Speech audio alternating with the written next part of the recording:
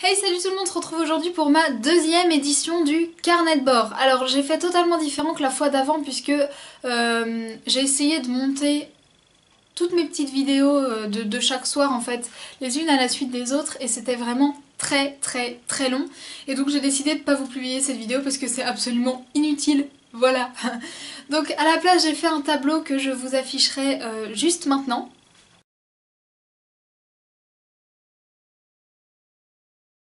Voilà, alors les cases sont donc représentées par couleur. La case verte, c'est quand je m'arrache 0 cheveux. Voilà. La case orange, c'est quand je m'arrache 0 de 1 à 5 cheveux, donc là ça va encore. La case rouge, c'est quand je m'arrache de 5 à 10 cheveux. Et la case violette, c'est quand je fais des crises. Sinon, quand je m'arrache plus de 10 cheveux, c'est en... je ne sais plus. Orange, rouge, violet. En marron, quand je m'arrache plus de 10 cheveux, c'est en marron. Donc voilà, ça donne tout de suite une vue beaucoup plus globale de tout mon mois. Comme vous le voyez, je n'ai pas réussi mon objectif à atteindre ce qui était de 15 jours à 0, malheureusement, mais c'est comme ça, j'ai envie de vous dire, c'était les vacances, j'avais pas non plus envie de me prendre trop la tête, et je sais qu'à la rentrée ça ira beaucoup mieux. Et j'avais pas envie de me plomber le moral tous les jours en me disant que c'était nul, que c'était pas bien, qu'il fallait arrêter, que c'était n'importe quoi, que c'était débile, que j'étais nulle, que j'arriverais jamais. J'avais pas envie, j'étais en vacances, il faisait beau, il faisait chaud, tout allait bien, donc j'avais pas réellement envie de me prendre la tête avec ça. Donc je ne l'ai pas fait, même si des fois c'était assez compliqué et j'ai quand même eu des baisses de morale.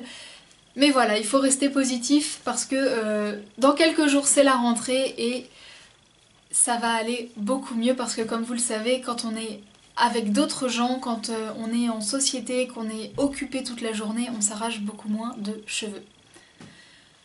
Voilà, sinon sachez que quand je ne m'arrachais aucun cheveu comme d'habitude, j'étais exécrable, je me retenais et je devenais hyper méchante parfois, j'étais énervée, agacée de tout m'énervait de toute façon. Donc voilà, je pense que c'est les symptômes normaux, hein. Maintenant je les vis depuis presque 2 ans que j'essaye d'arrêter, donc voilà. Je pense que je mettrai voilà, mes tableaux bout à bout et que j'aurai une vision beaucoup plus globale de chaque mois et ce sera plus simple pour moi je pense. N'hésitez pas à donner dans les commentaires vos petites astuces et vos petits conseils pour arrêter, pour se limiter, pour cacher les imperfections, les conséquences de cette trichotillomanie. N'hésitez pas à donner vos messages d'encouragement parce que les jours où ça va pas, on les relit tous et ça nous fait vachement plaisir et ça nous motive encore plus.